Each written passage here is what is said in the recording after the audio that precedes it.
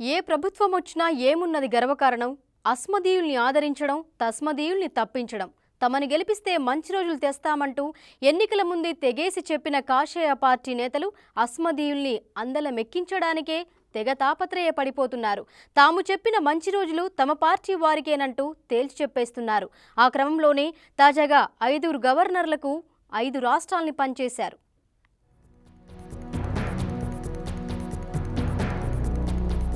పాతకు పాతర, కొత్తకు జాతర. పదవుల పందేరంలో ఈ నినాదాన్ని బాగానే వంటపట్టించుకుంది బీజేపీ.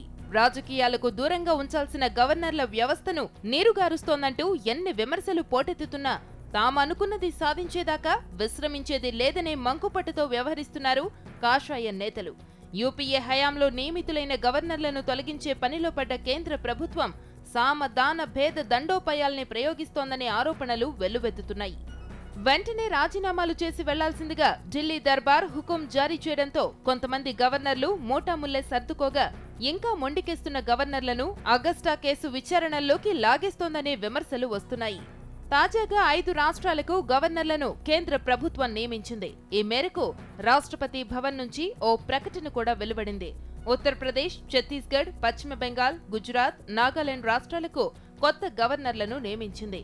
ఉత్తరప్రదేశ్ కు రామ్ నాయక్, ఛత్తీస్గఢ్ కు బలరాంజీ దాస్ టాండన్, పశ్చిమ బెంగాల్ కు కేసరీనాథ్ త్రిపాఠి, గుజరాత్ కు ఓం ప్రకాష్ కోహ్లీ, నాగాలాండ్ కు పద్మనాభ బాలకృష్ణ ఆచార్యను నియమించారు.